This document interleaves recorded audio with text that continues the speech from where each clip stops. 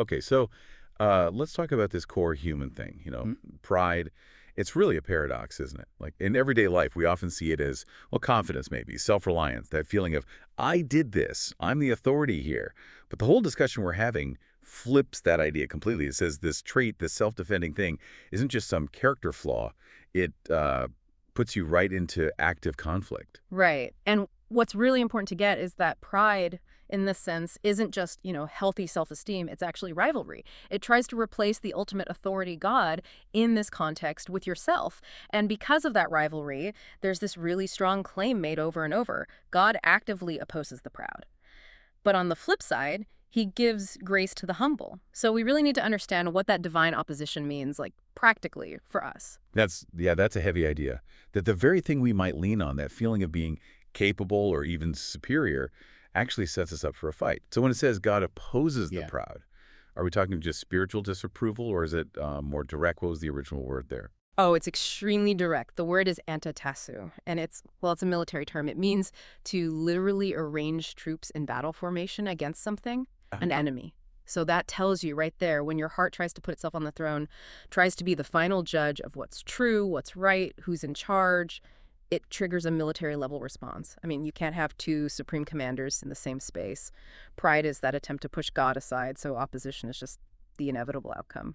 Okay, so that frames it less like a punishment for just being bad and more like a direct consequence of saying, I'm number one. Hmm. And this opposition, this divine pushback, it seems like there's a pattern here in the historical accounts. Can you walk us through some examples? Absolutely. Think about Pharaoh, for instance. His pride wasn't just personal, it was like systemic, institutional.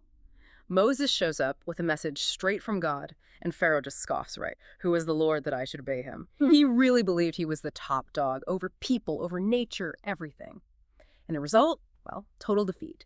Swallowed by the very sea he thought he had some kind of dominion over. His pride led straight to that final physical opposition. And it wasn't just, foreign rulers. There were warnings for people inside the faith too, right? Yeah. Those who believed but still got arrogant. Yes, exactly. Look at King Nebuchadnezzar. Big time example.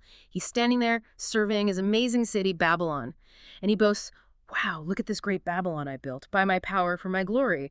And the text says, in that very hour, his sanity just left him. He ended up eating grass like an animal. Until, and this is key, until he looked up and finally acknowledged that God, the Most High, is the one who's actually in charge.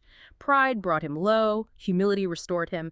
And here's where it gets maybe uncomfortably relevant for people today. Jesus himself, his strongest words seem reserved for the religiously proud. The Pharisees, these are the super moral, devout people who thought their rule following, their own goodness, earned them special status. Yeah, their own righteousness basically became their God. It was an idol, and that completely blocked them from receiving the actual grace Jesus was offering. They were so confident in their own spiritual, balance sheet, they didn't see any need for a savior. And that's the real danger of pride, isn't it? It locks the door from the inside, keeps you from receiving help. So that brings up the big question then. If opposition is the automatic result of pride, what's the condition for getting grace, for getting that help? It's the total opposite posture. Humility. It's often said grace flows downhill. It rushes toward the low places, the surrendered, the needy, the ones who know they don't have it all together. Imagine grace like this huge river of divine help. Well, the proud person builds this massive dam of self-sufficiency, effectively saying, nope, don't need that water. Got my own supply. They block themselves off. Right. So humility isn't just like a nice suggestion. It's required because the proud person, by definition, won't ask. They won't kneel. Yeah. They won't admit a need they don't even think they have. Yeah. It's not that grace isn't available. It's that they're unable or unwilling to actually receive it. Exactly. The scriptures are really clear about the posture God values. He who is humble and contrite in spirit and trembles at my word. That contrite spirit, that brokenness over our own inadequacy, that's the open door. That person gets it. They understand that anything truly good has to come from outside themselves, from God, and they position themselves low enough to receive it. Acknowledging that absolute need, that's what invites God's intervention, his kingdom. Okay, so wrapping this up, the core takeaway seems crystal clear. Pride isn't just a personality quirk, it's spiritual rivalry. It puts you in direct opposition to God. And humility isn't just being meek, it's the non-negotiable condition for actually receiving grace, help, wisdom, anything good from him. Precisely. And if God literally arranges himself in battle against the proud, then you have to figure out your posture right now, don't you? Are you positioned to receive grace because you know you need it? Or are you setting yourself up for opposition because you're insisting, I am the captain of my soul, the master of my fate? The safest place you can possibly be, according to this, is always the lowest place, the place of humility.